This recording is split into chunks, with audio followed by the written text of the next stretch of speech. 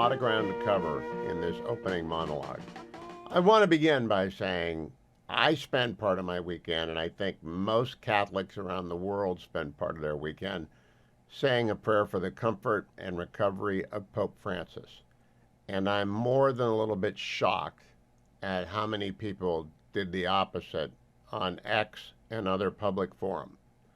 Political disagreements aside, nobody wants to be gasping for breath. Nobody wants to be surrounded by doctors for 10 days. And Father Time is undefeated, and Pope Francis has always been very upfront about the fact he took the papacy as a relatively old man and with a compromised health system. And he's lasted a long time, and he may last a lot longer. We don't know. But I am more than a little bit shocked that some who profess to be Catholics are using this moment to prosecute a political or doctrinal case against the Pope. That is sinful. That's unacceptable if you're a Catholic, and it's unwelcome if you're not by those of us who are. Point number one. Point number two, the Prime Minister of Israel, Benjamin Netanyahu, requested from a judge excusal from a hearing in his criminal proceeding, which I think he'll beat, but he asked that it be excused. And he did so with the representation through his national security advisor, the equivalent of that here in the United States, of a, quote, historic turning point, close quote, in the war with Gaza. He has decided, the Prime Minister and Defense Minister Katz, not to proceed with the transfer of 602 Palestinian prisoners who were supposed to be exchanged in the aftermath of a hostage release. But was yet another fiasco on Saturday that followed the awful week of torturing of the entire Israeli population by the discovery of what had been done to the Bibas children and the replacement of the remains of Mrs. Bibas with a different set of remains.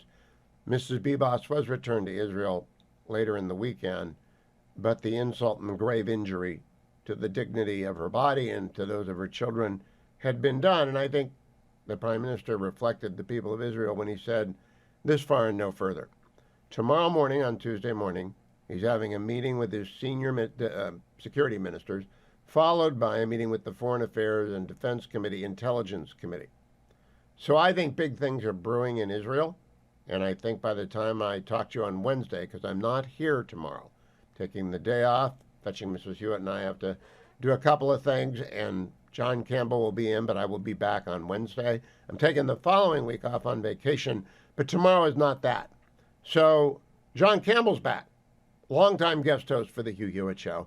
He happens to be in California for the day, and he happens to be willing to come in and put up with Harley and Dwayne and Adam, especially Dwayne, and talk to you about reconciliation and spending, and I hope you look forward to that. I spent a lot of time this weekend in the desert with my friends Jan and Carol. The fetching Mrs. Hewitt and I went out on Saturday, came back on Sunday, and celebrated my birthday on Saturday night at Jillian's, which is just a fabulous restaurant in Palm Desert, as the guest of Jan and Carol. And Jan runs the Wild Adventure. And we spent a lot of time talking about the Young Guns portion of the Wild Adventure, which is for young men who are Christian or maybe lapsed Christian, who are rising in the world. That's all I can tell you. They're entrepreneurs, they're YPOs, or they want to be YPOs, and they're starting businesses, or they have started businesses, and the YPOs don't do it for them. And how to reach that demographic, because it is such a powerful experience for young men who are on their way up and maybe need to do a check of what they're looking for in life and how to live that life before they hit 35. So I would encourage, if any of you fit in that box, you're a believer, or you're sort of a believer, maybe you're a lapsed believer, and you are really ambitious and making your way in the world. You haven't made YPO yet, but you want to, or maybe you are already in YPO and the forums are not what you thought they were, because all they do is talk about business, business, business, business, and life, but they really don't have a religious orientation. You might want to go, in fact, I think you ought to go to twa.us. There's not an ad. I just spent a lot of time talking with Jan about it, amidst general hilarity, because Jan is a very fun guy, as is Carol. We had a wonderful time. I also got back in time to do Trey Gowdy program last night on Fox, and then this morning to sit down with Dana Perino and Bill Hemmer on America's Newsroom. Let me play for you my conversation with Trey Gowdy from last night, cut number 4, please. This is radio talk show host and attorney Hugh Hewitt. Welcome, counselor. What would you advise? 2 smaller bills, or wait and see if the House can muster a majority and do it all at once? I would advise that whatever can pass the House, the Senate put a rubber stamp on. Your old branch is the one with a 1 or a 2 vote margin, and your old branch is the one that's got a pretty moderate wing and a pretty conservative wing. So whatever Speaker Johnson and Leader Scalise can get all of them to agree on, the Senate should just say, I hope it includes a big plus up in defense spending. I hope it includes the border. I hope it includes a tax cut. But whatever your old House can get, I hope the Senate approves. All right. It can be argued, especially by a good lawyer like you, that there would be no House majority if not for Republicans in blue states like New York and California. So what do you see happening with SALT or other points of contention in the House if and when they get around to debating the tax reform? Because I think that's where the holdup is going to be, how to deal with those kinds of issues. I think they have to give some relief to Mike Lawler and the handful of Republicans who are left out in California. And I mean handful. That's where you find me tonight. I'm out here teaching for the first quarter of the year. And I used to live here. I left because it became such a crazy state. And one of the reasons Republicans got wiped out is because in the tax reform of President Trump's first term, the SALT deduction went away, or was capped, actually. And that cap isn't high enough. And a bunch of people like Michelle Steele lost, and some of your old colleagues lost. They have to raise that because a lot of people made lifetime plans based upon the deductibility of mortgage interest in their state and local taxes. And that was a squelch on that deal. And I used to talk to Kevin Brady, another one of your old friends, and Kevin would say, well, we don't want to pay the bills of California. And I would reply, but you got to phase that in because you're going to screw a lot of people who made their lifetime plans based on the old tax code. Well, they didn't, and the Republicans got wiped out. So I think you're right. That's where the bridge is. And people have to actually take deep breaths and address the blue state equity and then get some cuts, probably from Medicaid, even though David Valadao, another California Republican, doesn't want to do that, and get to a logical middle point and get it done. And I don't know, Congressman, do you think that's even possible with that narrow of a majority? It's going to have to be. I mean, they don't have a choice. It's going to have to be. All right, I consider you to be a Ronald Reagan expert. So you tell me if I'm wrong about this. Donald Trump, to me, married doctrinaire conservatism with populism, and he won the White House twice. Conservatism would say use the savings from Doge to pay down the deficit and the debt. Populism might send the money to the people. What would Hugh Hewitt do? I would say consult not President Reagan, but Richard Nixon. I went to work for RN in 1978, right out of college when he was in exile at the Elba of America in San Clemente. If he said it once, he said it 100 times about Goldwater Republicans. You can't win without them, but you can't win with just them. So we need everyone in the MAGA coalition, every single part of that. Because Donald Trump won the popular vote. He won all 7 swing states. He had a big win. But whoever comes after him in 2028, they're going to need to hold that coalition together. And holding that coalition together means something for everybody. And nobody gets left out in the cold. That's a typical coalition. Reagan did that with religious conservatives, with national security conservatives, with free market conservatives. That coalition's still there, along with some working class people who just want common sense. That's the Trump coalition. I think it could be kept together if people don't go out too far on an edge and say, got to have this, got to have that, and lay down an absolute marker. That just doesn't work anymore. All right, before I let you go, you say you're teaching. I know your students are lucky to have you. When I look up Rate My Professor, will you be a tough grader or kind of a lenient grader? Because I may take your class. I'm a tough grader. I'm a tough grader, Congressman, because it's a bell curve in law school. And the ABA imposes a bell curve on you. And so 1/10 of my students don't get to come back. But that's the bell curve. That's the way it is. I'm sure when you went through law school, there was a bell curve too. I'll bet you were at the top of it. But there is a bell curve in pretty much everything, including con law. I was not at the top of my law school class, but I was responsible for there being a top, because someone has to be the bottom. Hugh Hewitt from the... Trey Gowdy is a funny man, isn't he? Trey Gowdy is a funny man. Congressman Gowdy, good to be with you. Olivia Beavers joins me on the Hugh Hewitt Show. Olivia works for the Wall Street Journal. Hi, Olivia. How are you? I'm good, Hugh. How are you doing? I'm good. Olivia, I want to play for you a clip of a unidentified federal worker. I don't have her name. Maybe it's at the bottom. Her name is M.T. Snyder, but I don't know who she works for. She remotes into CNN yesterday from San Francisco after she got the OPM email. Now, I want to preface this by saying I was the general counsel, deputy director, and acting director of the OPM. We used to send emails all the time to the entire federal workforce. I don't know why this one's giving people a heartache. But here's what she had to say to Breonna Keller yesterday. First, just tell us about this email and what it was like receiving it and what you all have talked about after getting it.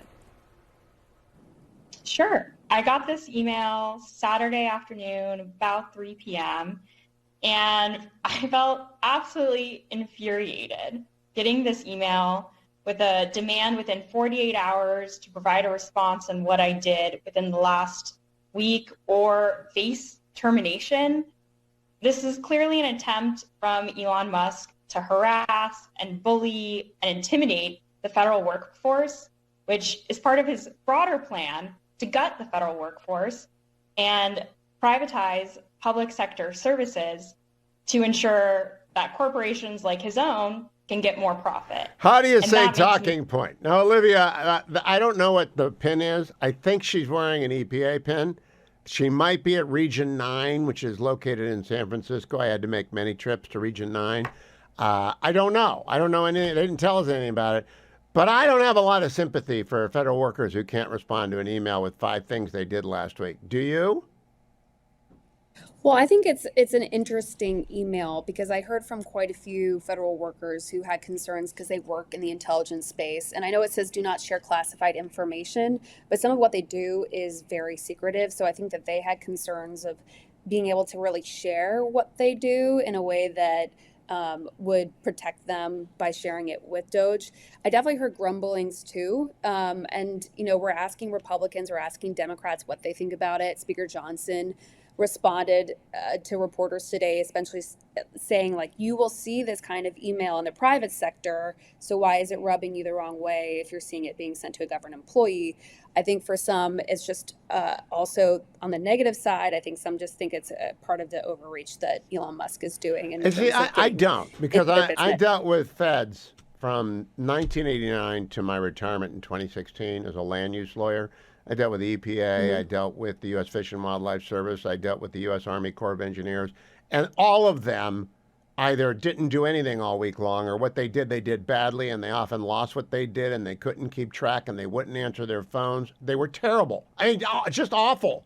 God-awful feds. Now, I've worked for some great feds, right? People who are contractors or in the dark side of some of the intelligence agencies, and I don't expect the spooks to reveal who they are, nor do I think that's what OPM sends these things out all the time. This one happened to be specific. I think this is a lot of drama, a lot of performance theater, Olivia, and I hope you find some employees, because they're out there who say, oh, I did that because I'm kind of proud of what I did, and I did 5 OSHA checks last week. I don't know. There are a lot of people who could say they did a lot of good things, but all we're hearing are these tragedians performing badly.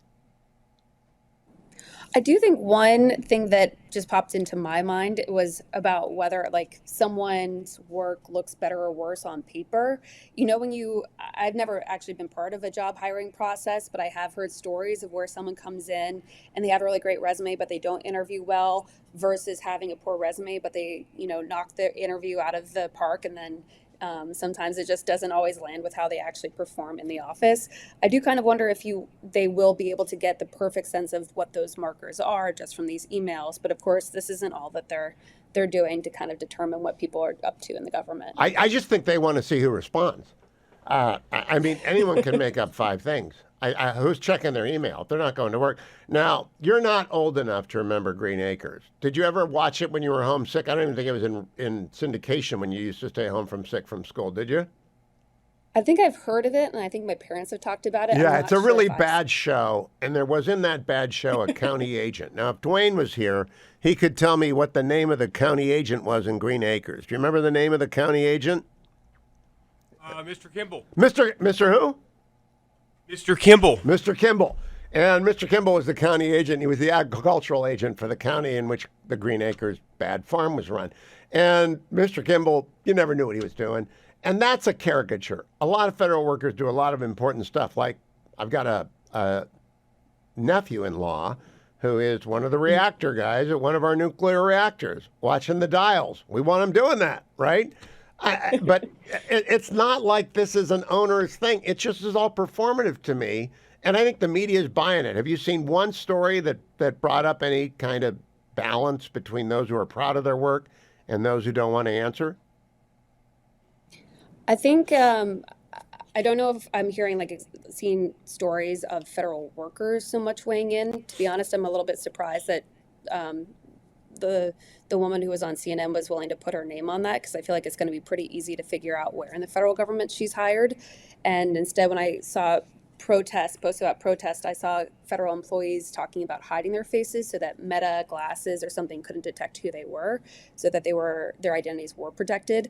But I think with Elon Musk, you're going to be getting a mixed review bag, even with House Republicans, even with Senate Republicans. Some of them largely believe in the mission that he's doing. Some are just taking issue with how he's doing it. Senator Murkowski was someone who was speaking out, saying that she wished he was doing it, I think, in a little bit more cautious, fully read way, saying like he should, learn what they're doing instead of asking for the emails before going in and kind of inserting himself. Yeah, I got to get Senator Murkowski on, because I dealt with the feds for so long, and I was a Fed for 6 years. It is such a snarled mess of rope, such an absolute Gordian knot, that, yeah, they're taking a hatchet to it and they're moving fast. But I don't think we've had like 18 different government reform commissions and reorganization commissions, and the Civil Service Reform Act of 1970. It doesn't get any better. I don't know why we don't want to try break things and move fast, because those who get hurt by it will get reinstated. I am at a loss why the media is so upset about this. I don't know if it's the media. I mean, we were following a story of House Republicans going home and hearing from constituents. Now, it wasn't all about Doge, but some of them were. And those were things that capture our attention, because when Republicans, even particularly in safe districts, start hearing from their voters that they're upset about something in the government, especially in a Trump administration, then that's when you start seeing them speaking out a little bit more. Now, I don't know. Did you if that's think any of that was happening, astroturfing, Olivia? I saw a couple of those town hall meetings, and I thought, AstroTurf. I definitely think that some of those videos could possibly be a consequence of Democratic operatives. I wouldn't make the claim that all of them were. Some of them looked like it was a large pack of, people in the room versus an operative who stands up and just asks a certain question to catch them off guard. But I'm planning on chasing after them in Congress today to see how their opinions have changed, or whether they thought, as you just suggested, it was astroturfing. I hope you chase after them and find out whether they're going to get this bill passed by Easter, because it needs to get going. And as I said to Trey Gowdy last night, they got to put everything in it and push it through. We'll see. Olivia, I'll talk to you next week. We'll get an update on it. Thank you. Olivia_Beavers on X. She worked for the Wall Street Journal. I am not schizophrenic, but I have a bifurcated view of the federal workforce. I spent 6 years as a Fed. I was in 4 different agencies, and at my final agency, over the course of 2.5 years, I was its general counsel at the Office of Personnel Management, its deputy director, and then I stepped in as its acting director when the director left. And a lot of people in that 6,000 person bureaucracy were as good a specialist as you could find anywhere. I love the lawyers there. I had reason to do some business with the lawyers there last year, and they're still professional. I don't know any of them. It's been 30 years since I worked there. But They were the best lawyers you could possibly find in federal personnel matters. It's a very complicated world. And when you push them, they could come up with an answer, and they would be timely, and they were fabulous. You go to a different department in OPM. At the time, OPM was in charge of the background check for every federal employee who was not done, their background check was not conducted by the Federal Bureau of Investigation. That was millions of people. We got the SF-86 and some other additional information, and we dove into them and did background checks whether they ought to be in the federal government. We were horrible at that. It was abandon hope, all ye who enter here. The seventh ring of hell. It was the worst operation, so bad, in fact, that the Chi-Coms broke into it and stole everything virtually. Not when I was there, but years later.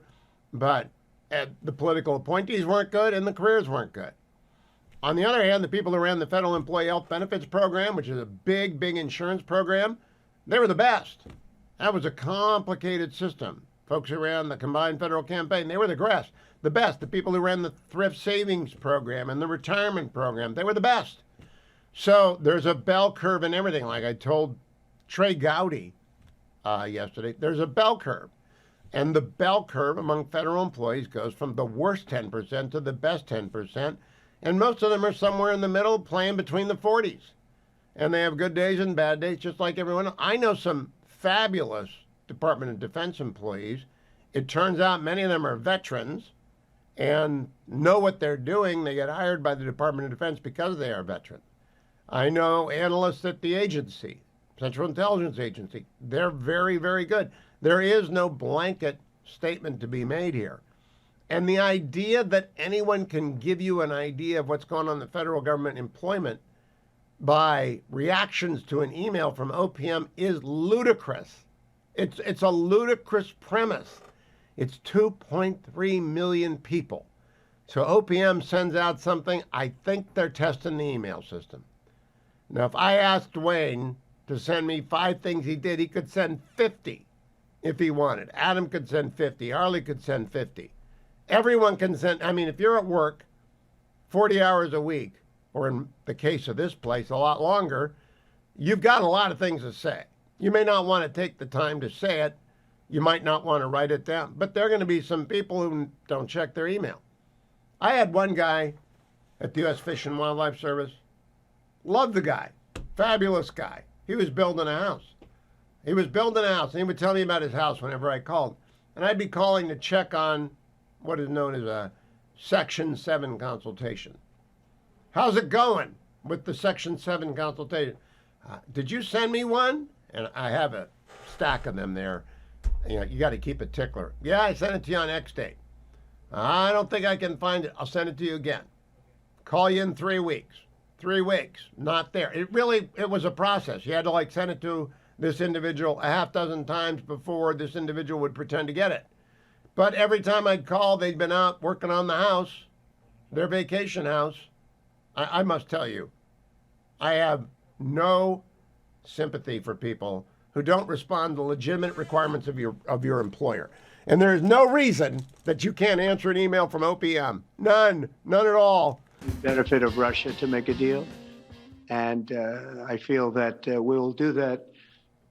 It is what it is. Again, it's a war that should have never been started. It's a war that would not have been started if I were president, but it did start, and it's at a terrible level where cities are burned down and shot down to the ground. It looks like demolition sites, a whole big pile of demolition sites, and we got to get it stopped. Too many people, too much agony. The whole culture is destroyed when you rip Welcome down some back, of those America. ancient- I'm Hugh Hewitt. That's President Trump moments ago in a joint press conference with French President Macron. I'm joined by United States Senator Tom Cotton, the third-ranking member of the Senate and the chair of the Senate Intelligence Committee. He's the author of this book, 7 Things You Can't Say About China. Part 7 of my interview from last week with Senator Cotton will air in hour 3 today. But I wanted to talk to him today, not about China, but about Russia, Ukraine, and what President Trump is attempting to do. Good afternoon, Senator. What'd you make of the press conference? What do you make of the situation in Ukraine? Well, thank you, Hugh, for having me back on, and thanks for helping spread the word about 7 things you can't say about China. I want all Americans to read it so they can hear the alarm bell ringing about communist China. But as to the clip you just played from the president with his meeting with President Macron, I had just now heard it, but I've heard him say similar things in the past. And I've told him, he does not have to use the conditional when he says that it would not have happened on his watch. We don't have to speculate. We know for a fact that it did not happen on his watch. If you haven't noticed, Vladimir Putin only tends to invade Ukraine when Democrats are president, Hugh.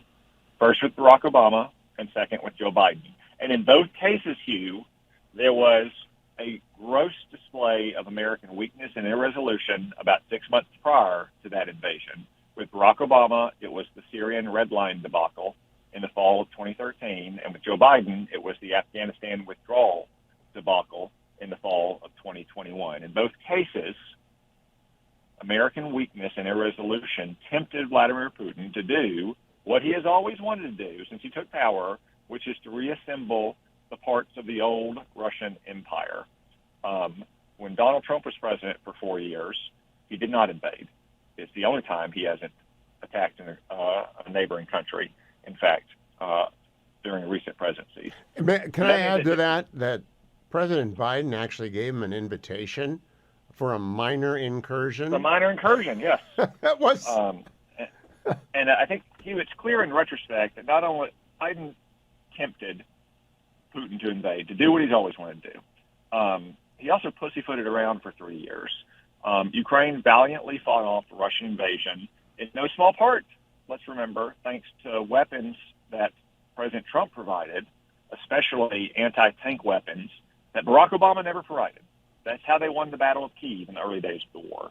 But Joe Biden continuously slow-rolled provision of weapons to Ukraine when they could have had a more decisive victory up front, especially in the fall of 2022, if you recall, Hugh, when 2 big counteroffensives succeeded in southern and northeastern Ukraine. Unfortunately, because he was scared of his own shadow, you got into what's become kind of grinding war in the trenches with little progress being made, but regrettably, what progress is made is being made on the Russian side now, given the Russian way of war of just throwing its greater mass against smaller adversaries throughout history. And that's why President Trump, having inherited this mess from Joe Biden, is now saying that the best thing for the United States, for Ukraine, for European allies is to bring an end to the war, have a durable and lasting truce, one that, as J.D. Vance said in Europe, protects Ukraine's sovereign independence, and maybe most importantly, prevents a future third invasion of Ukraine by Russia.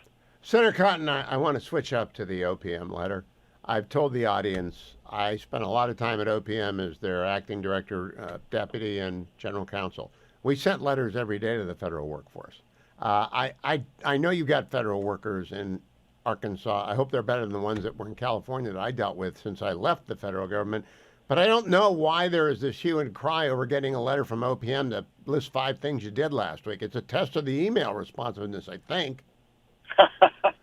It does. So I have heard President Trump say that earlier today, that one thing they want to know is are people actually on their accounts? Are they checking their email? Are they even still engaged in work at all?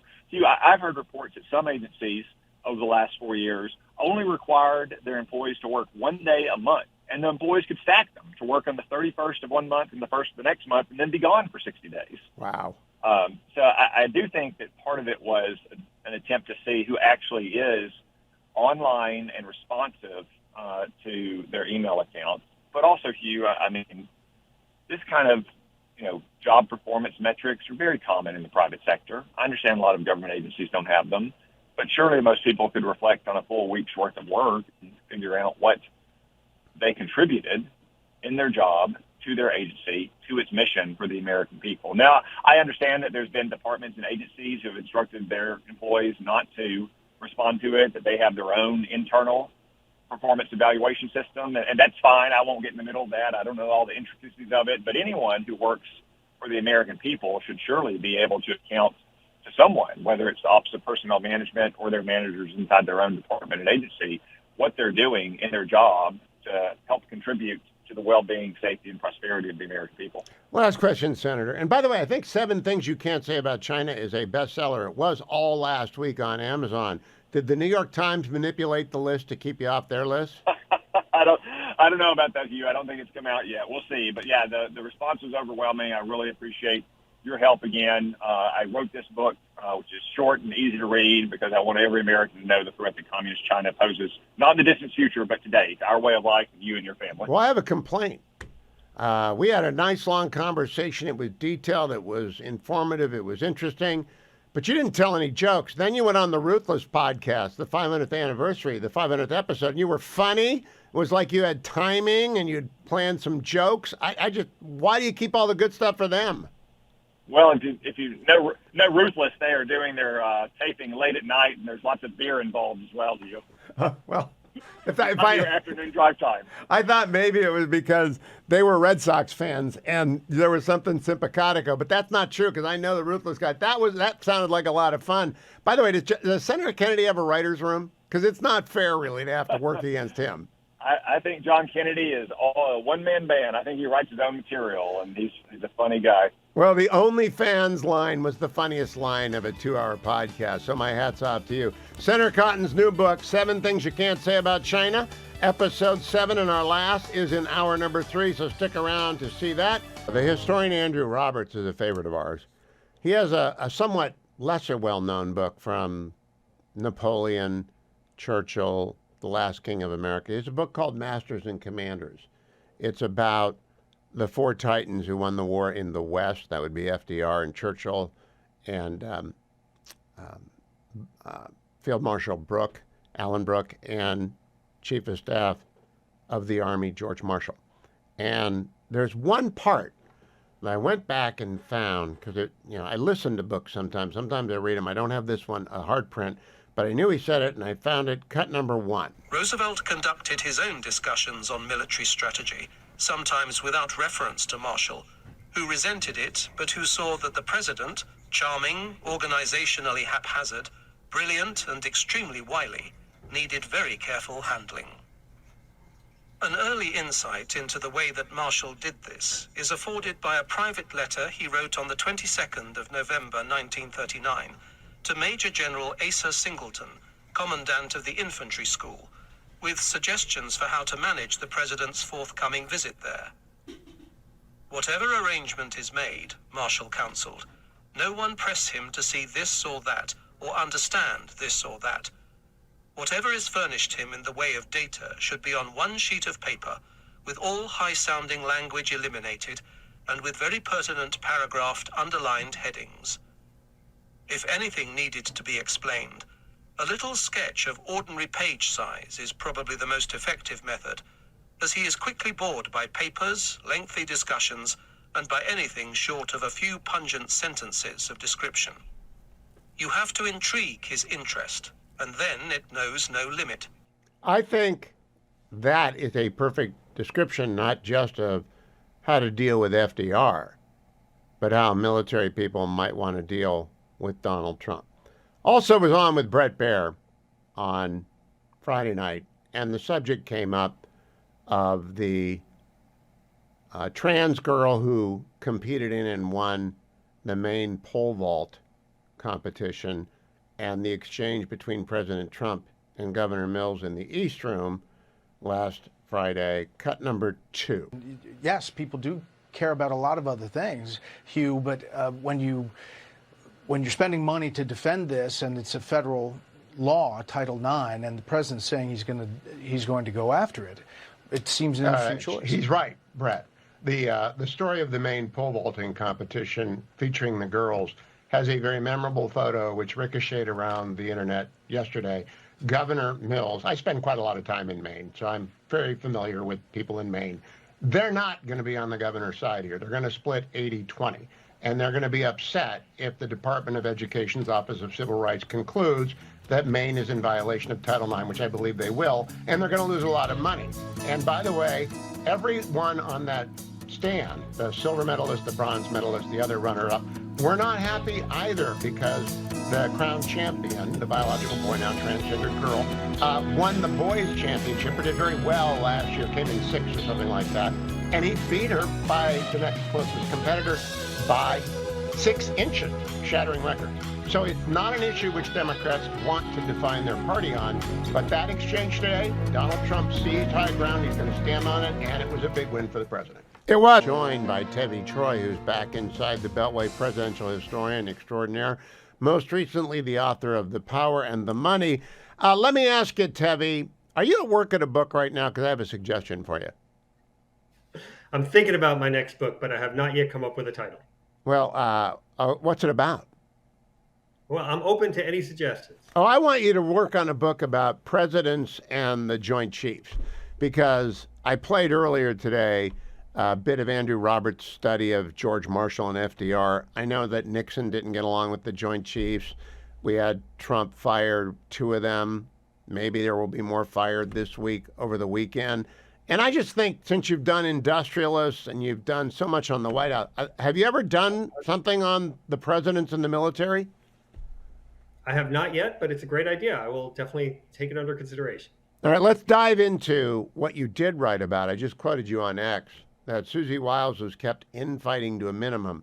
That's rare. I was in the Reagan White House.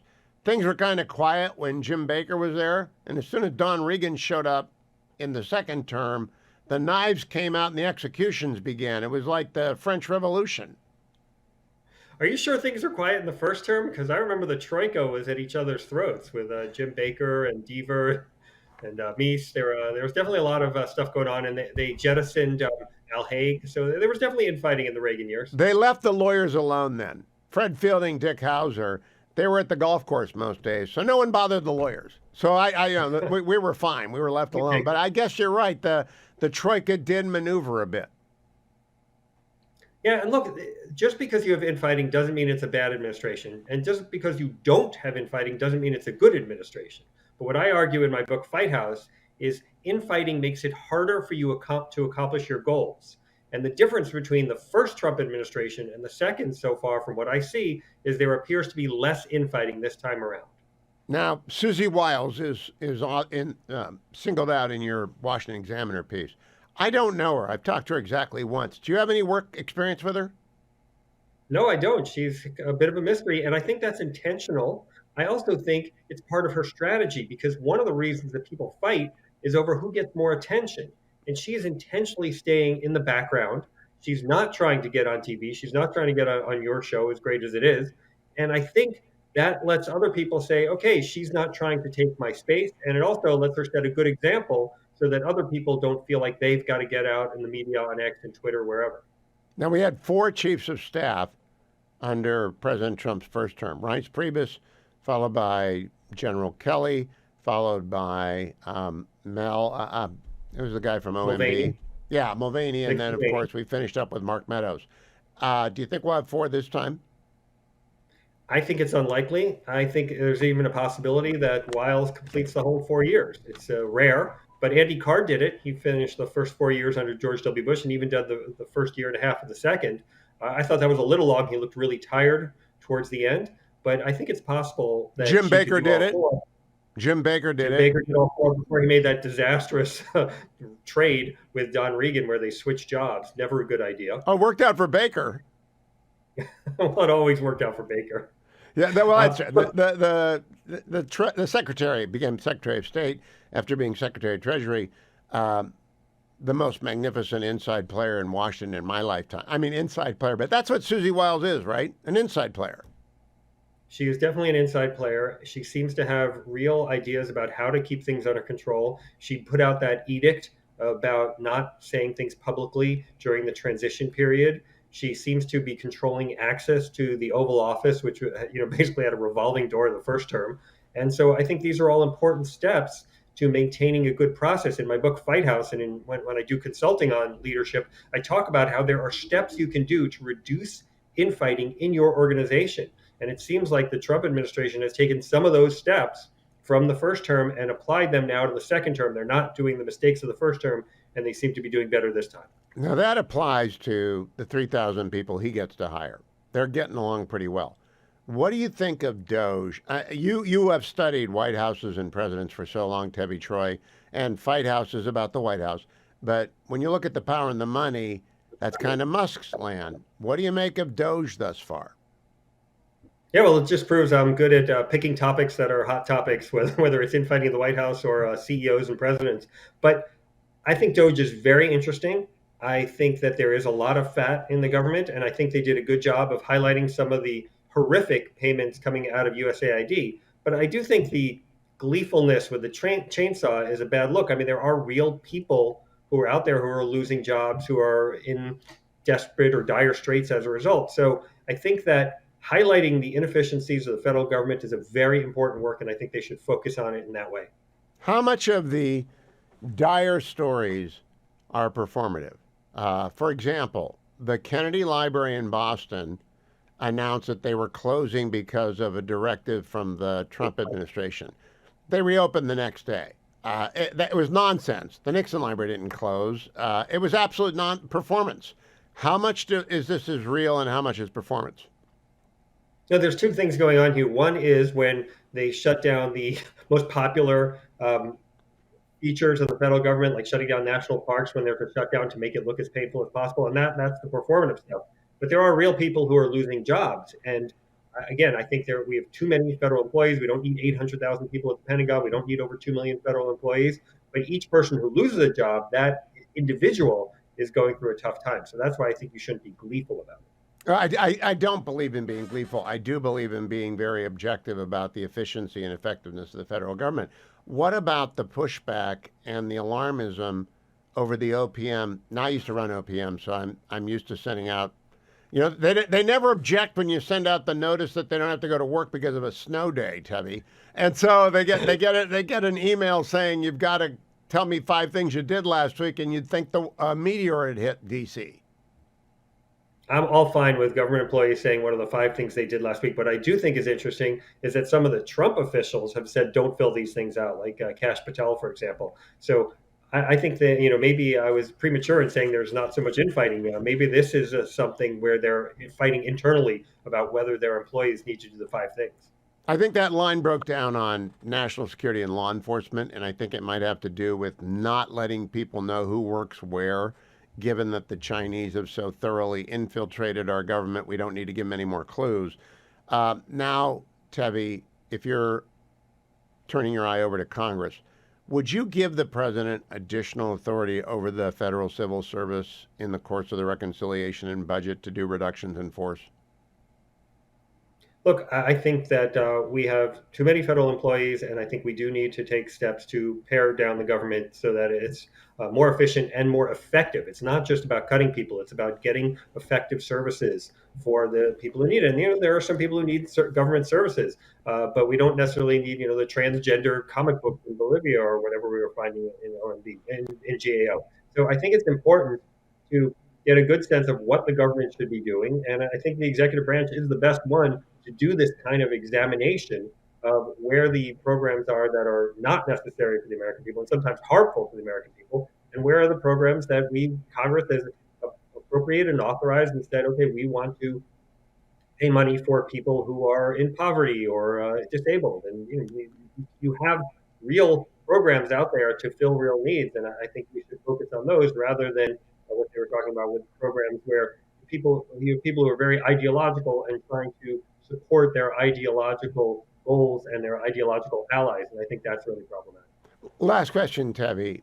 Our friends at the Commentary Podcast are rendering a lot of early judgments, and I keep thinking to myself, it's too early to say anything. Metrics. I tell me in 6 months what the inflation rate is. Tell me if unemployment's up or down. Tell me where markets are. Tell me if peace has arrived in Ukraine or if the war has gone Russia's way. When do you start actually having the ability to assess a presidency?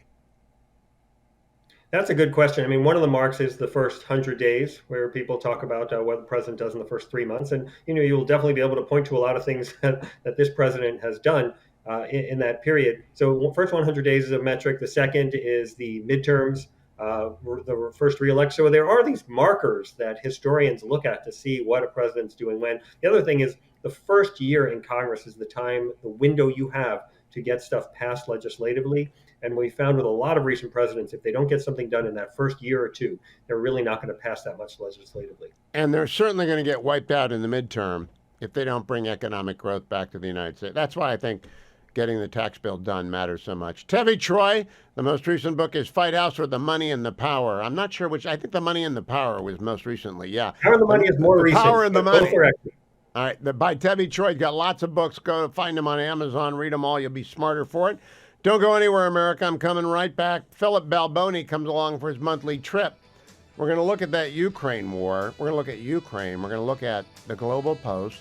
Remember, globalpost.com, available for free if you're a teacher or a student. And I really recommend that you read it, you get smart about it. Philip Balboni is the editor-in-chief of the Global Post, globalpost.com. Good morning, Philip. Good afternoon, Philip. Good evening, Philip. Wherever people are listening, it depends. I want to ask you about Ukraine. I got a map that you sent us. I want to put that map up. Yes. Would you tell us what the different colors are? I will. So the red is the area that Russia has occupied. And you can see that it's pretty substantial. But you can also see that there's a lot of Ukraine left to the west that is unaffected so far. And one of the other things that is important, I think, for listeners and viewers to understand is that Ukraine is the largest country in Europe. And that's what we're talking about. And today is the third anniversary of the war that broke out on this day 3 years ago, 2022. 1 million people, Russia, Ukraine, have died or been injured in this war. It's an extraordinary thing. I mean, there's been nothing like it in Europe since World War II. Now, I want to put the map back up for a second because Crimea is down there at the bottom, and Sevastopol, I believe that was taken in 2014 along with the Luhansk and Donetsk, right? And I think, correct me if I'm wrong, Crimea is historically part of Russia, not part of Ukraine. Am I right about that? You are right. You are. Yes. So what is the likeliest negotiated terms here, in your view, Philip Balboni? Okay. So I'll try and give you 4 or 5 things that I think are most likely. First of all, the war needs to end because Ukraine has no chance of winning and Russia has no chance of getting that huge expanse that we saw of the rest of Ukraine. That was its original goal, but it's not going to happen. Ukraine needs some form of security guarantee that there'll be no further Russian aggression. That would have to come from Europe and the United States with Russia agreeing. Number 3, there should be gradual sanctions relief for Russia and some restoration of the natural gas supplies that Europe once depended on so heavily, and I'm sure would be very happy to have back again. Next, Russia, Putin says that he has no objection to Ukraine joining the European Union, which I think is pretty amazing. He doesn't want NATO to join. He doesn't want Ukraine to join NATO. That seems to me like a reasonable basis for an agreement. Ukraine can join the EU, but it cannot join NATO. Why? Because Russia feels threatened by having NATO right on its border with such a huge country. And finally, there's something has to be done about the captured territories. Ukraine's not likely to get them back. That's painful for them, but unfortunately, that's the way it is. I think a commission could be appointed with members from the US, the EU, and Russia to decide the fate of those. Now, do you think it's possible, Philip? The thing that people forget is that Putin ordered kidnapped and stolen thousands of children. Thousands of children were kidnapped. So I was appalled by what Hamas did with 250 variety of people, mostly Israelis, but there were some Americans, there were some Thais, and they've been held in tunnels. I don't know where these kids are, but they're obviously being brainwashed.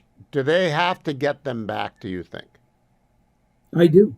I think they should be returned, as well as all of the prisoners of war on both sides should be returned as part of a ceasefire and a settlement. But definitely, you're so right to bring that up, Hugh. Those thousands of children that have been removed from Ukraine into Russia need to be returned. Has to happen. So, Philip Balboni, when you send out the Global Post, do you get pushback from the trolls on both sides? There are pro-Ukrainian trolls, there are pro-Russian trolls. I'm just trying to get objective truth, and I think the Global Post does a good job of pointing out 1 million people are dead. You did a good job there. We're aware of the issue. Do you get propagandized by both sides? Somewhat. And I respond to all of those messages, by the way. If anybody who signs up because of watching this program has a problem with Global Post, they will hear from me personally. But, because we try very hard to play it right down the middle, we don't have too many problems with trolls hitting us. There are some issues, Gaza, Israel-Palestine, where you just can't make everybody happy. No matter how hard you try to stay to the facts and the truth, some people just don't want to accept it. But you still cover it. I've seen that covered in the Global Post forever. Well, Did we do. anyone We do. respond when we covered the Democratic Republic of Congo last week because it was such an atrocious story and it came out of nowhere? Did anyone write you about it? They did not. No. Do you know, I'm No, not surprised. I'm disappointed, but not surprised. Me too, because, that is an incredible story, and it's continuing to play out. And those rebels that we talked about that have invaded Goma, and now they've taken another city in the east of Ukraine. The possibility of war with South Africa is continue to rise. So, you were very good to point that out. We love doing stories like that, especially. Well, that's why I want to remind everyone, if you're a student or a teacher in high school or college, the Global Post is free for you. Go to globalpost.com, reasonable subscription, go and subscribe to it. You know what I noticed that's interesting, Philip? You do not automatically renew someone's subscription. That to me is astonishing. You might be the only person in the publishing world that doesn't do that. But I like that. I want people to subscribe. I want them to go to Global Post and subscribe. Philip is not a sponsor of mine, but I love the fact that he gives it away to kids and college kids and their teachers and their professors, because we are woefully ill-informed about the world. I don't know, it might be saving a starfish on the beach, Philip, but keep saving the starfish on the beach and keep coming back. I hope there's more than just starfish on the beach. I mean, we have 11,000 students and teachers reading it every day all over the world. And I've told you before, it's one of the things we care most deeply about. We've just released a curriculum guide for teachers to help use Global Post in the classroom. It's free to teachers anywhere, anyone who's listening. We've just released it. It's available to any teacher, college or high school, entirely free. We'll send it to them. They just write to me, and we'll give it to them. Head over to Global Post. Even more benefits, but if you're like me, do the right thing. Subscribe and keep that work going, because we got to make Americans especially, but the entire world, smarter about the globe. Philip Balboni, always a pleasure to see you. Follow Philip on X at @PBalboni. Find the Global Post at globalpost.com. Don't go anywhere, America. I'll check the markets after the break. Also bring you the latest from the press conference between President Macron and President Trump that was held at the White House this afternoon. We just got the late breaking news on that. I'll bring you updates on that and everything else that's happening in the world right here on the Hugh Hewitt Show. Donald Trump met in the Oval today with French President Emmanuel Macron. One of the things he talked about was the minerals deal with Ukraine, cut number 12.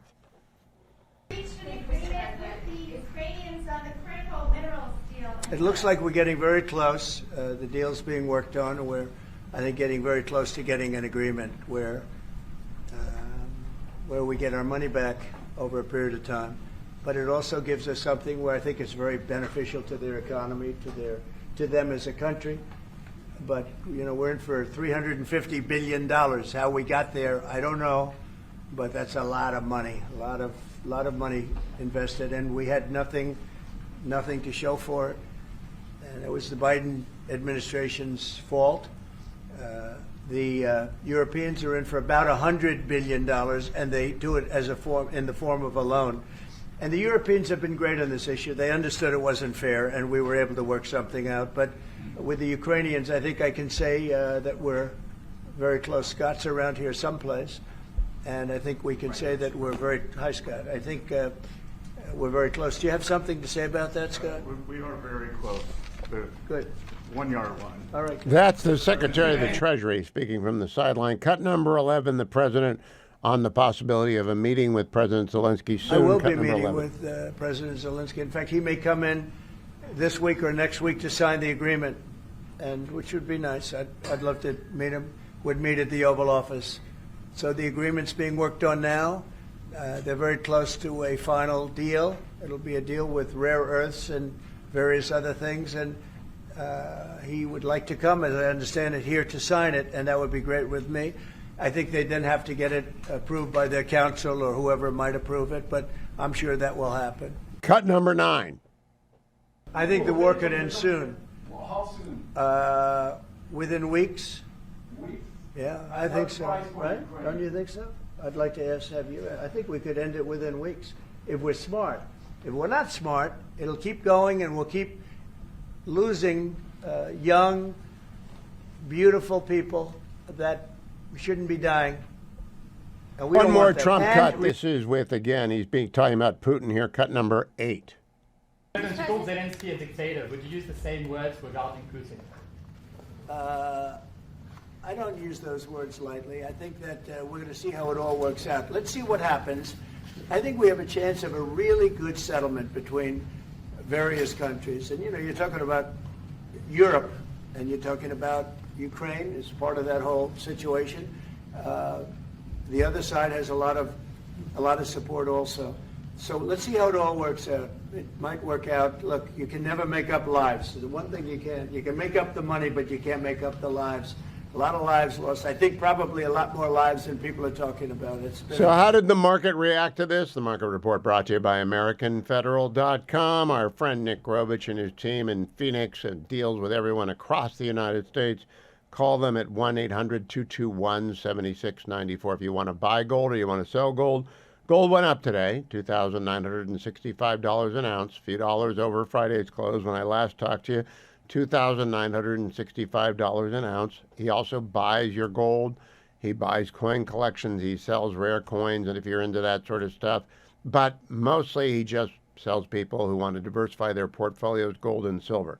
Gold today at $2,965 an ounce. You'll pay more. There's a commission, of course. And if you sell gold, that's not what you'll get. Depends on what the market price is. It depends on what the commission is. But it will be transparent. It will be quick. It will be the best deal you can find on the marketplace. The Dow went up 0.08% today. The S&P went down 0.5%, and NASDAQ took a hit, 1.21% down. But again, gold went up, $2,965. I don't think the world quite knows what's going to happen in Europe. The German elections were conclusive that Schultz lost, but it's not conclusive that Frederick Merz is going to be able to put together a coalition. So it's never useful to have instability in the middle of Europe, especially with the German Republic. But that's what they get. That's what the markets are reacting to. I'm happy always to have Vic Mattis join me. Vic is the weekend editor at the Washington Free Beacon, co-host of the Getting Hammered podcast. But I got to say, Vic, the edgy edition is edgy. I mean, it was edgy. I want my PG-13 back. I might have to give that an R. Yeah, I was worried they were going to slap the E on us for that episode. But, you know, you never know with Mary Catherine. That's what makes it so exciting. You don't know what she's going to say and where we're going to go. But there we were. I want to bring up to you two things that you did not discuss, but I want your opinion on. First of all, I am a member of the Screen Actors Guild, American Federation of Television, Radios, and Arts. I'm a union member. They honored Jane Fonda last night at the SAG after awards, and here is Jane accepting her award. Cut number, whatever it is, Harley. Make no mistake, empathy is not weak or woke. And by the way, woke just means you give a about other people. A whole lot of people are going to be really hurt by what is happening, what is coming our way. And even if they're of a different political persuasion, we are going to need a big tent to resist successfully what's coming at us. All right, now, Vic, as we speak, and Americans being held hostage in the tunnels of Hamas, the last time I saw Jane Fonda, There were hundreds of Americans being held hostage by Vietnam. One of them I've been honored to know for many years, Commander Everett Alvarez, who was tortured for 8 years and 7 months. Do you think Jane Fonda really ought to be given a Lifetime Achievement Award? Well, I mean, it's really not a surprise that the Screen Actors Guild was going to give her this award. After her lifetime of liberal causes, as you mentioned, that date all the way back to her, sitting on an anti-aircraft, cannon with the Viet Cong, and saying that everything is great up there and that Americans are being well treated. Even the POWs that I believe they had interaction with her tried to get her help from her, and she did not help them. And so, I mean, obviously that was years ago, but and she's done, as an actress, she does impressive work. But no. Do you think 50 years from now we'll be unforgivable. honoring the apologists for Hamas and the apologists for Putin and their war crimes because she was an apologist for the Viet Cong 50 years ago? Yeah, I hope not. But again, she's up there speaking to a very like-minded crowd, and she's giving them her advice on what she thinks the Democrats and the left need to do to win. I say, it's good for conservatives that she's up there and telling them to lean into this, because we'll see how that goes in another 2 to 4 years. I get it. She wants to have a big tent because she needs, again, she wants to be inclusive from the left. But she still doesn't get it. And if they want to continue to embrace the woke and the DEI, which no longer really exists now, thanks to this administration, she should just go for it. Now, Vic, I also want to bring up, on this edition of Getting Hammered from Thursday, you and Mary Catherine talk about bad news in children. And I don't have smalls in my life now, and I have grandchildren, and I don't talk about the news with them, and I don't have to worry about what they see and hear every day. But is it even possible to keep terrible news like the Bebas children away from children these days? Well, I mean, sadly, the coverage for this on a lot of networks or in the mainstream has not been it's not been as heavily covered as in other places. I mean, obviously, we talk about it a lot. You talk about it a lot, and it should be. A lot of places, a lot of families don't get newspapers, I think, anymore. Certainly print. We're one of the few that still gets it in print. We bring it, to the kitchen table, and I have high school kids. And a lot of times, we get the Journal. There's bad news on the front page, and we talk about it. So in some ways, you can protect their kids now because everybody's in their own world, and news is compartmentalized.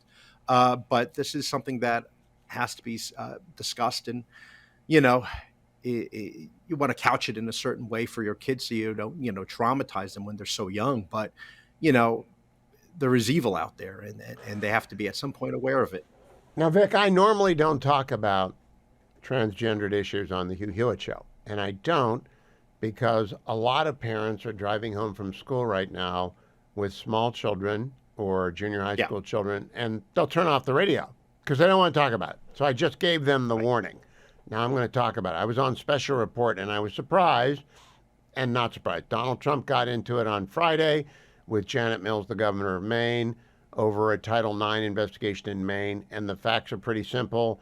A boy last year who finished sixth in the Class B pole vaulting, identified as a girl this year, competed with the girls, and blew him away by 6 inches in pole vault.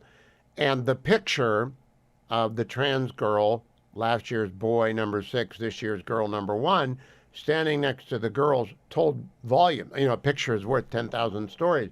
And so we talked about it. How do you deal with that with your teenagers? Does that ever come up? Are they aware of that issue? Yes, they are. They are. They both go to Catholic schools, so they have a very firm sort of a grounding on what is acceptable and what is not acceptable, and that there are two sexes. There are males and females. I mean, they can say whatever they want about how they identify, but at the end of the day, there are only two, and Trump was right about that.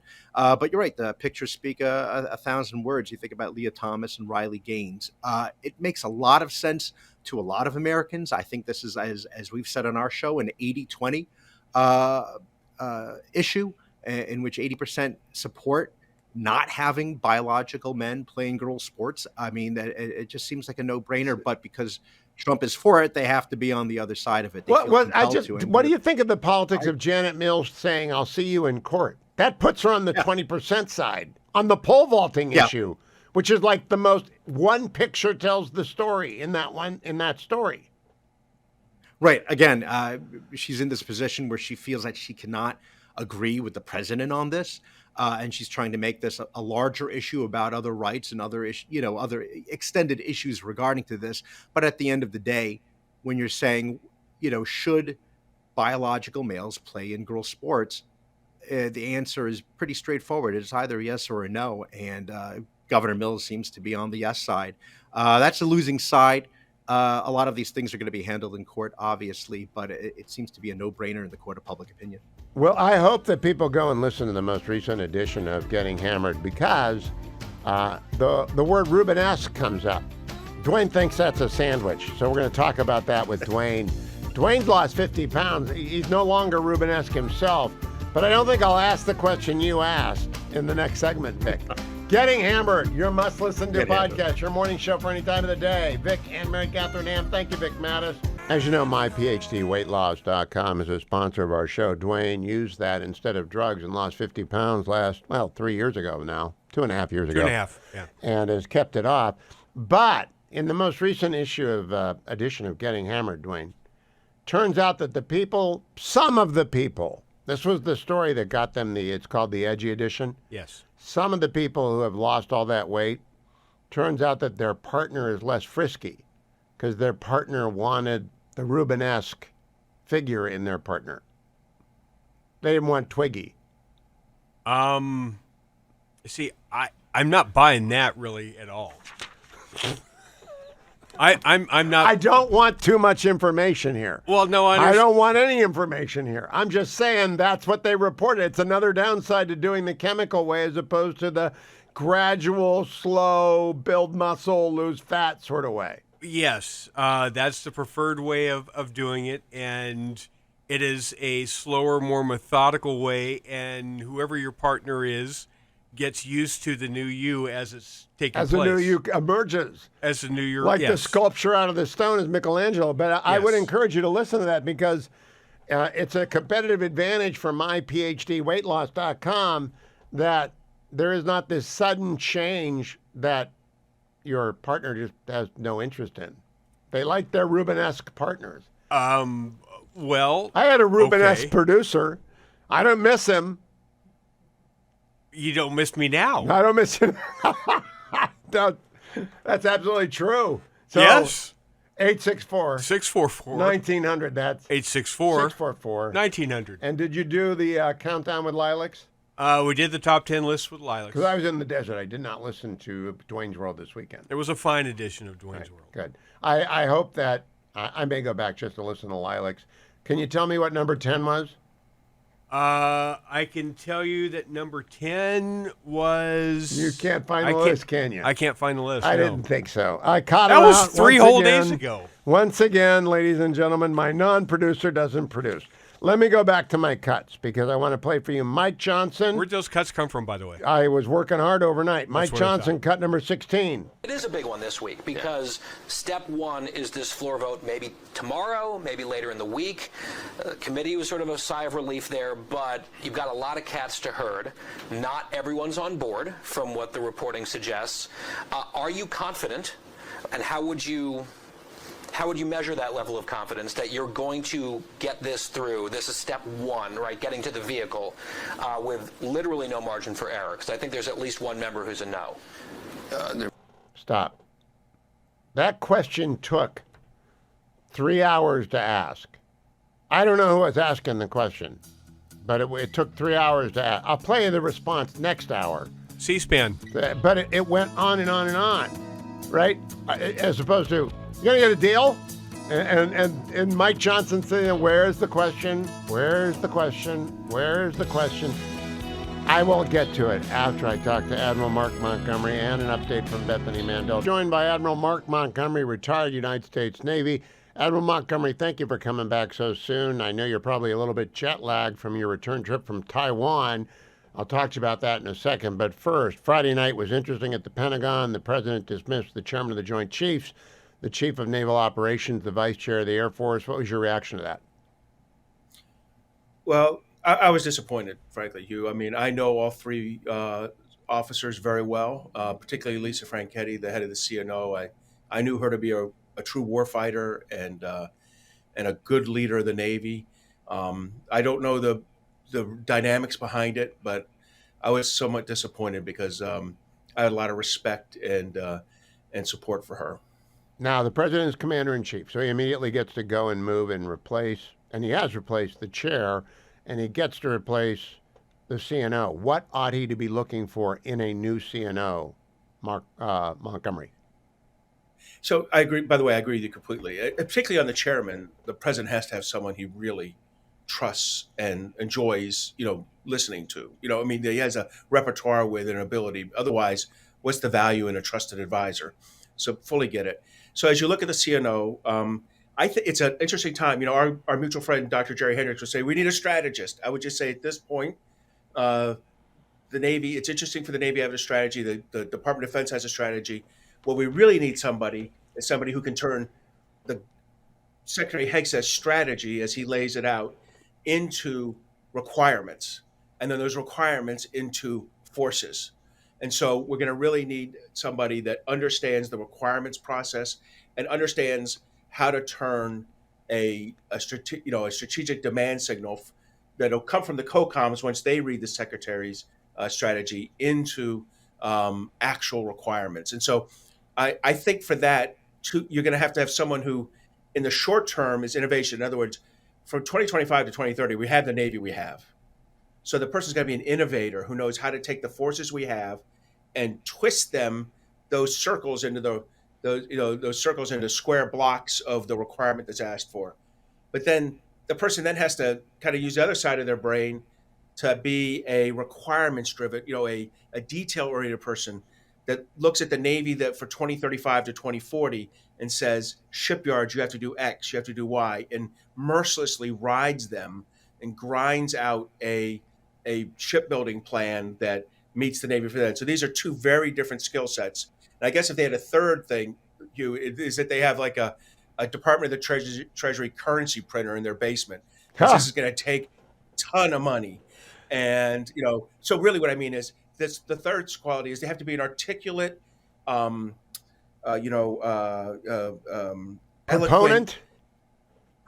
of the Navy, and in a way that we may not have had in the last 20 years.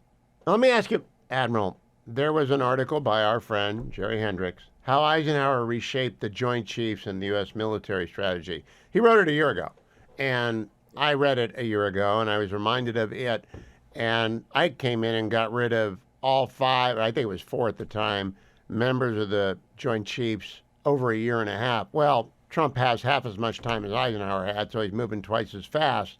Then I went and found Andrew Roberts in his book, Masters and Commander, and I want to play for you a bit about how George Marshall approached dealing with FDR and see if it doesn't resonate with you. Cut number 1.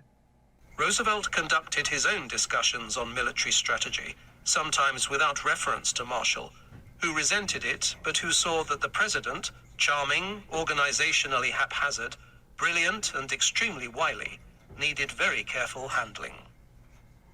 An early insight into the way that Marshall did this is afforded by a private letter he wrote on the 22nd of November 1939 to Major General Asa Singleton, Commandant of the Infantry School, with suggestions for how to manage the president's forthcoming visit there. Whatever arrangement is made, Marshall counseled, no one press him to see this or that, or understand this or that. Whatever is furnished him in the way of data should be on one sheet of paper, with all high-sounding language eliminated, and with very pertinent paragraphed underlined headings. If anything needed to be explained, a little sketch of ordinary page size is probably the most effective method, as he is quickly bored by papers, lengthy discussions, and by anything short of a few pungent sentences of description. What do you think of that, Admiral? First, I would die for a boss like that. So He had it just listen. That describes how I understand briefing President Trump is. Yes. Short words, a picture, and of course the military will screw this up. We'll do what's called an OV1, which is a picture with 75 objects in it, and Yeah. impossible to understand. But a simple picture, so a description. I think that I think General Milley knew how to do that early in his work with President Trump. Obviously, near the end, it soured a bit. But yeah. So whoever is the chairman is going to have to be very skilled at taking what the military considers very complex issues and distilling them into simple lines of effort that the president can approve or disapprove and move forward. So I'm hoping the CNO is a very good communicator with people like FDR and Trump, who just do not have time for the details. Trump's a visual guy. I gather FDR was a visual guy as well. And you deal with what the hands that you're dealt, right? No, I agree. And that's why, both of us hit on that, the idea that the person has to be this eloquent, you said proponent. That's exactly it. And I go beyond that because the Congress is a tough nut to crack too, because they're anchored in the thing that's built in their district. And you've got to pull them out of that and say, here's the big picture, how your district, what's built in your district fits into it, which might not be the 23 ships you want, but instead 19. But that allows us to do something over here. And finally, we've never made the argument to the American people for the Navy we need. And that argument has to be made by the new CNO. That's what I didn't want to put words in your mouth. I'm glad to hear you say that. What about deep select or off of the bench off of the beach? Because he went and got the new chairman from retirement. And the last time, I don't know who got Admiral Gilday, was a deep select. What do you make of both of those options? I like the idea. If they want to go deep, I'm not a big fan of pulling a retired officer at this point. I think the right answer, I know several 3-stars right now that would be fantastic CNOs. And I think they could pull them off the bench if they wanted to do this job. I don't think they should we have a COCOM out there. Sam Paparo is fantastic. No. Not pull him from there. I think that's a mistake. So in this case, I would go down. There's a couple great officers. I don't want to say their names and jinx them, but I think that they could absolutely do that. And at this point, you might as well go for your Arleigh Burke moment. And as I said, why don't you explain what that is? What's an Arleigh Burke moment? Arleigh Burke was pulled very junior from the list, I think, as a 2-star into being chief of naval operations, a 4-star billet. So he jumped several hundred people, including my grandfather's, just in the full disclosure. So he was a very good selection for the Navy. I believe he ended up doing 6 years, our longest. Marshall terms. jumped dozens of people more senior, and at least 5 who thought they were ahead of him in real terms, even though he was the vice chair. Admiral, before we go to Taiwan, I'm going to keep you during the break. Secretary Hegseth ran down his list of, I need an 8% cut, and everyone's got a cut, but we need our Virginia class. That was good. We need our Pacific assets. That was good. He didn't include the Columbia class, and I kind of was shocked. Don't we have to have the Columbia class? I think that's almost, look, I'm going to put that in the it's a given category. Okay, good. And so, but I'll also tell you, it's not an 8% cut. It's an 8% reshaping. Right. It's important to understand that. And that's the important part, is that you make these reductions so that you can invest the money where you decide you really need it for the threat you're facing tomorrow through the 2035 timeframe. All right, a minute to the break, and we'll go into the break, Admiral. How long did you spend in Taiwan, and who did you talk to before you tell us what you heard? So I was there about a week, and I talked to the president, vice president, national security advisor, minister of defense, foreign minister, the U.S. forces leader there, the opposition leader, the KMT, and a few other opposition legislators. So the whole kit and caboodle. So I guess you're never going to China again. I am certainly not. I'm trying to get banned from China. I'm banned from Russia, Azerbaijan. I'm working Iran, and I'm working China. Well, stand by. Admiral Montgomery is going to tell us the takeaways. We got 5 minutes. He can give us as many takeaways as he can. What are the takeaways from your trip to Taiwan? So the biggest issue they have right now is getting their defense spending up to 3%. President Trump has made that abundantly clear. That is, that to get the door open to the U.S. partnership to continue the way it has, they've got to come up to that level.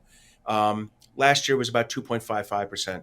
Well, they've got a small problem. Their current budget of about 2.5 or 2.6% is actually being held up in the legislature. They have a split legislature. The DPP party, which has been in charge of the presidency for the last 8 years, won the election a year ago, so they've got another 4-year term.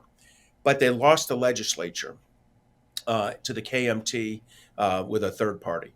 So the KMT has been blocking parts of the defense budget and freezing it so that it would actually take it all the way down to like 2.2 or 2.1% if you count for they have to fix two things. First, they have to fix the freeze. They have to get the regular budget approved at 2.5%. Then they have a special budget, and they knew they were going to have this all along, that with about a 0.5% plug. To do that special budget, and the reason they're waiting for it is they have to have U.S. things to buy. Only one country in the world sells them any. I mean, they buy their own stuff, and they buy stuff from us. And so you've heard me talk before about the foreign military sales program being a donkey that is way behind schedule and very slow. We have a backup of $10+ billion of foreign military sales to Taiwan, and they're about to order another $8 billion. So it's a backed up program. We've got to get some of these pushed forward, so by April or May they can put them under order, and then get those other 0.5% in. And so it's a double whammy good for President Trump. Not only did we add that 0.5% and get to 3%, but it's all stuff we're buying from your defense industrial base. Win-win. Why don't we do that? I mean, why have we not delivered what they've already paid for? Sir, it is shocking to me. Like, I studied these systems, and there's a fellow here named Brad, senior fellow here, Brad Bowman, who does this with me. We've looked at like javelins. They ordered them in 2015. We delivered them in 2022. Stingers, we ordered them in 2015. They delivered them in 2023. I mean, these are 7 or 8 years for things that should take 1 or 2 years, not that long. So that's the first problem. The second problem is we just are so bureaucratic in the doing this. We have not figured out how to streamline this process, and we don't have a prioritization list appropriately. Congress has ordered it. You're starting to finally see a little bit of that, but it's coming in, after the fact here, very late. I got a quick question for Admiral. Last week in an interview with Catherine Herridge, Secretary Rubio mentioned our allies who don't want to be tributary states: Japan, Australia, Philippines, South Korea, even Vietnam. He did not mention Taiwan. Was that an Atchison moment, or is that another given? I hope it was a accident, an Atchison moment where he did not mean to exclude, in that case, Korea, but in this case, Vietnam. Excuse me, Taiwan. I got stuck in between the two wars.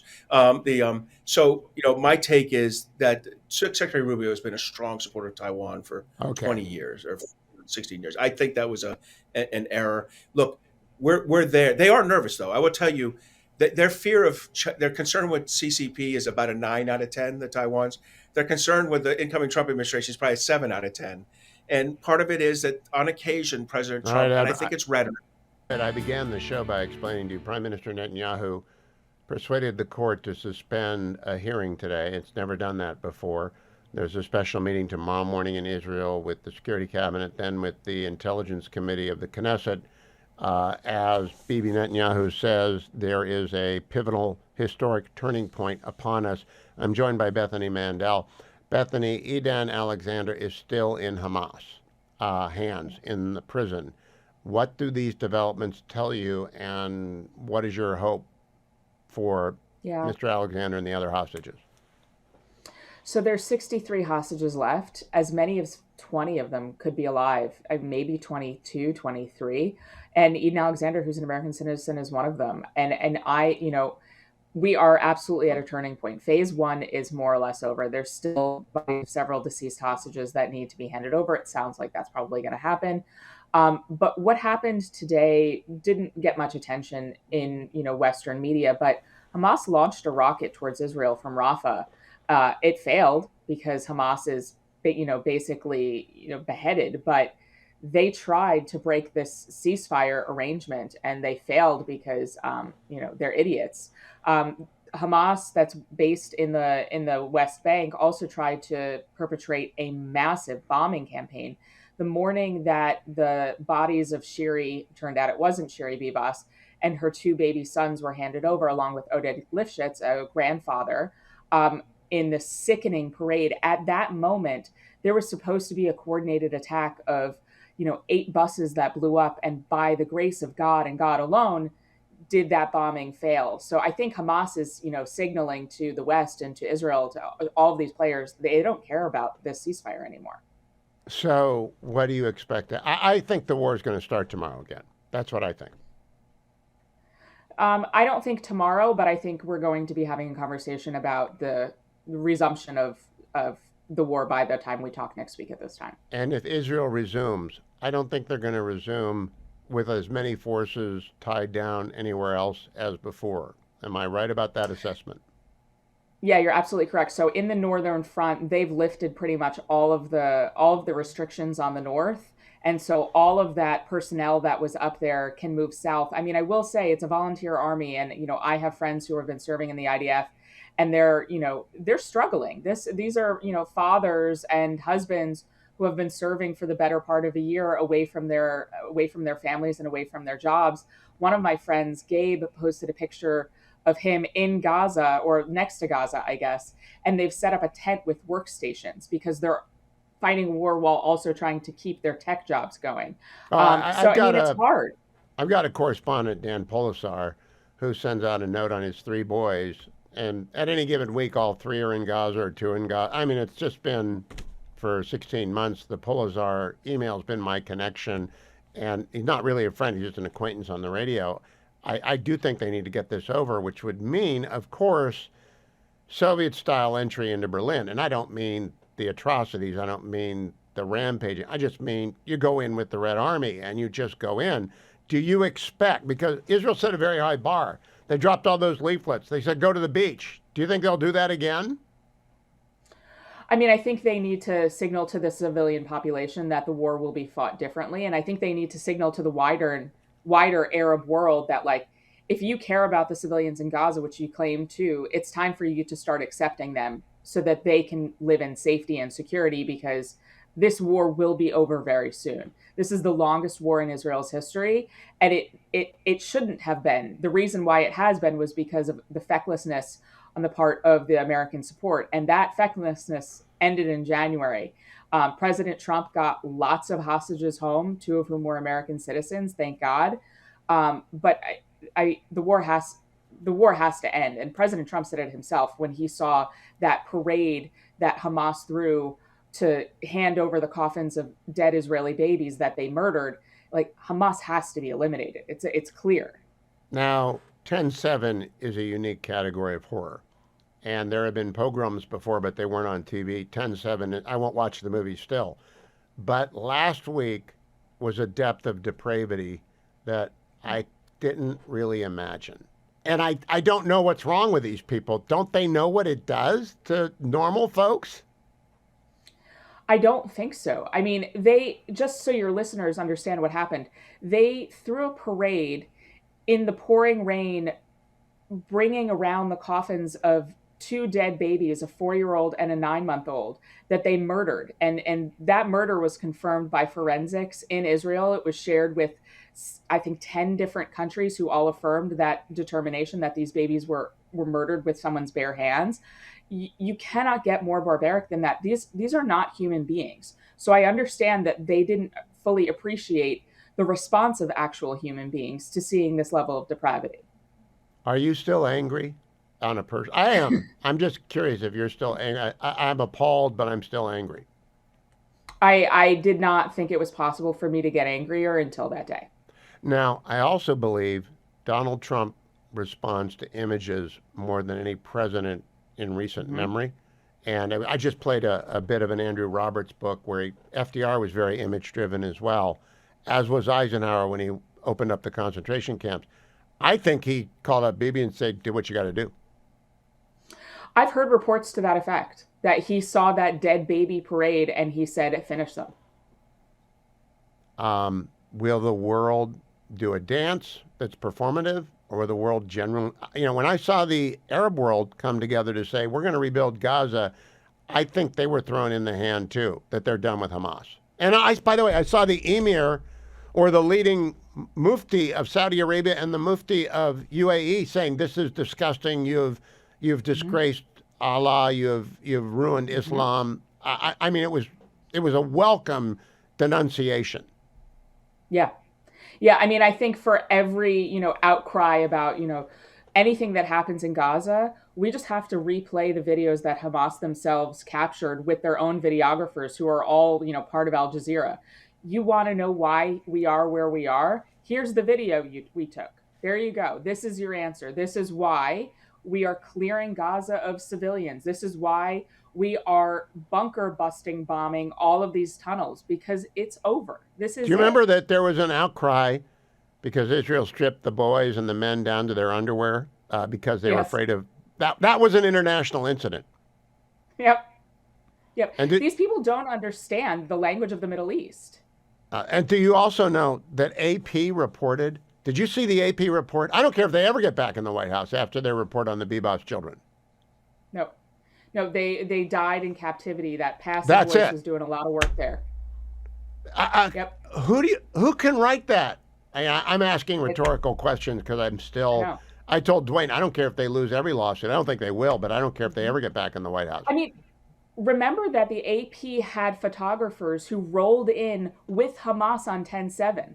Like, this is not a mystery who these people are. The depth of depravity of Hamas is also the depth of depravity of their Western defenders. It's something I cannot possibly. That's why last night when SAG honored Jane Fonda, I said, well, how appropriate. The last time she was in the headlines, she was covering up for the Viet Cong who held Americans hostage and tortured them. And there's an American hostage being tortured in the Hamas tunnel. So it's right for Jane Fonda to come out. Good to see you, Bethany. I hope next week you are right and I am right and that the war is quick and conclusive. Bethany Mandel can be followed on X at Bethany Shondar, pharmawindfall.com. That's the website put together by our sponsor, Conservatives for Lower Healthcare Costs.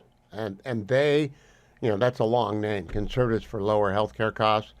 So they got pharmawindfall.com instead so that you can remember pharmawindfall.com. That's pretty easy to remember, pharmawindfall.com. It will tell you about all of the efforts of Big Pharma to net themselves $35 billion, $32 billion in found money. Now, I love pharma. You love pharma. I'm sure that all of you use pharma. You depend on pharma. If you're listening to me in a hospital, you depend on pharma. I'm not anti-pharma. I'm anti-Big Pharma's lobbyists who never saw a dollar that they didn't want to pick up.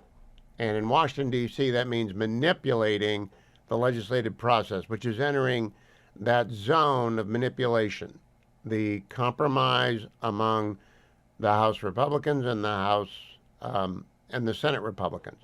Doesn't matter what the Democrats think. The only people that play in this game, in the reconciliation budget game, are Republicans. So Farmer Windfall, they're going to go visit the Republicans the way they visited the Democrats during Obamacare. And they're going to visit them with offers to hold fundraisers and offers to do this and offers to do that.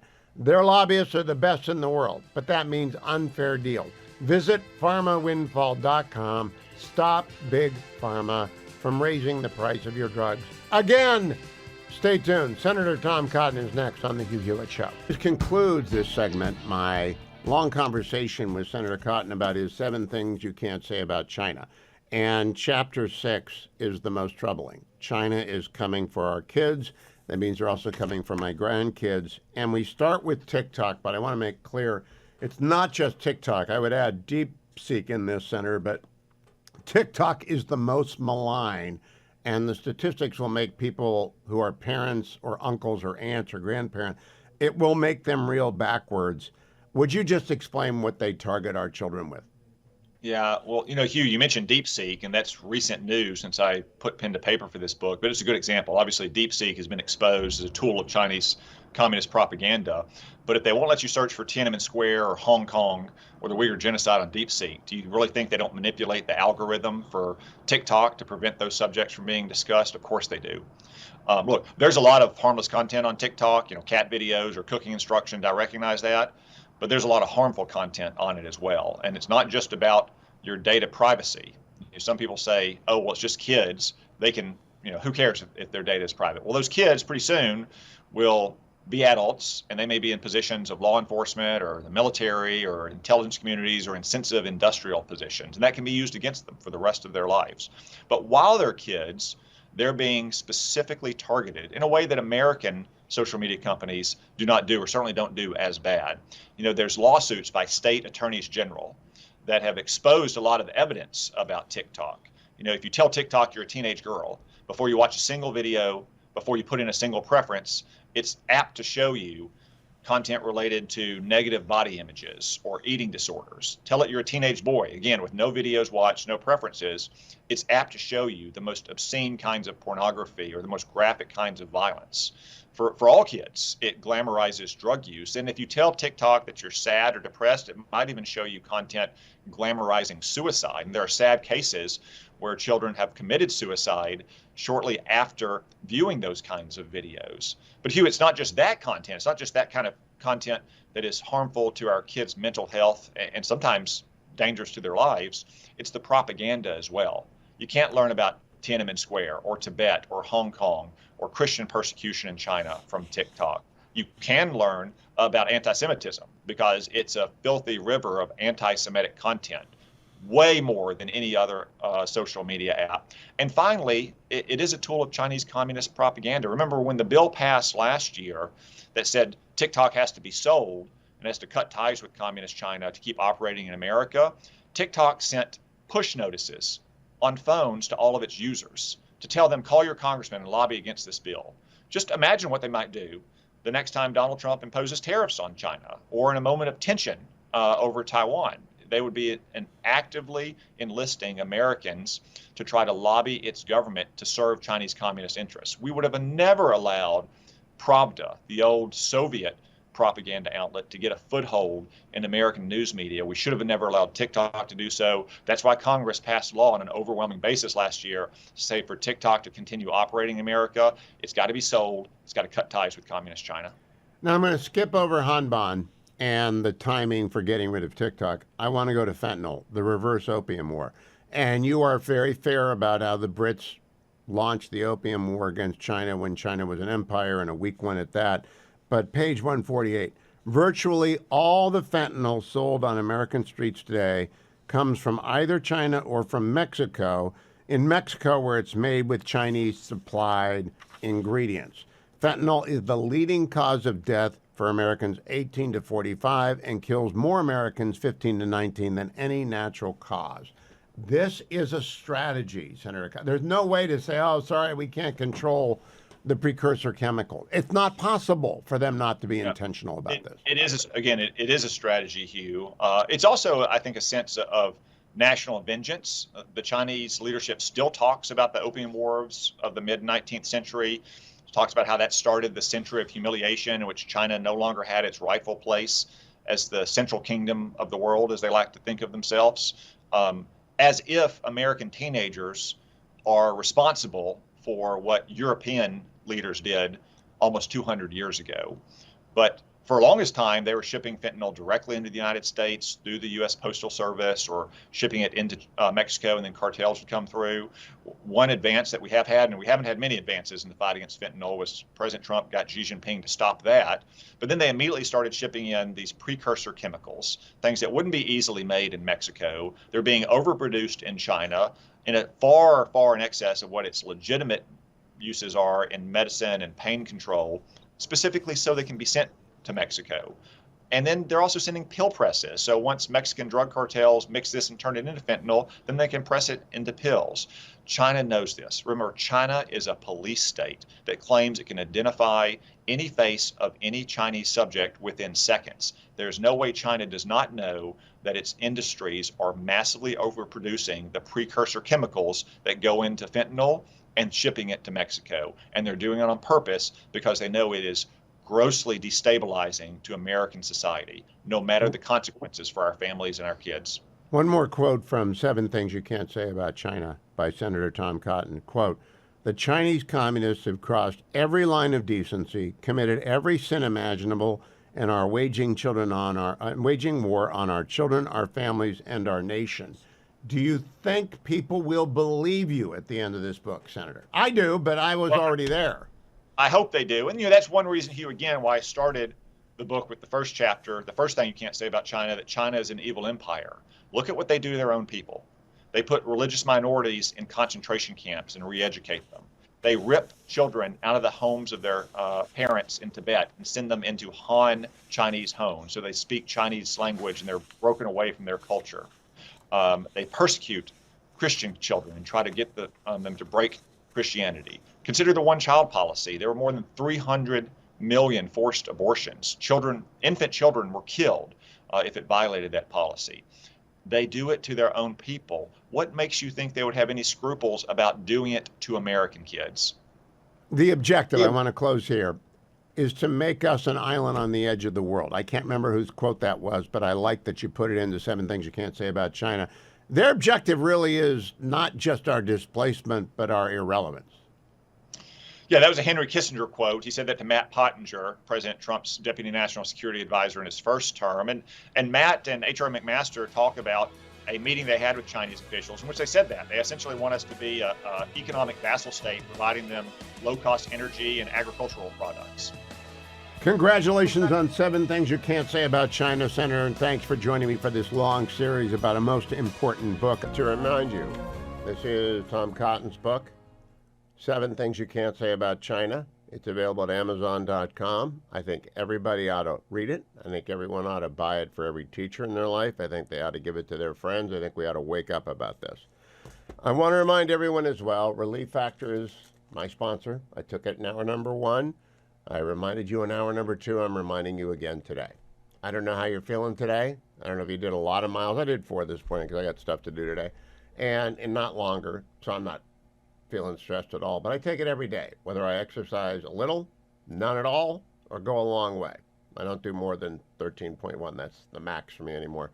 But Relief Factor doesn't matter. I take it every day to keep the levels of Icarian, curcumin, resveratrol, and omega up in my body, and I'm very glad that I do.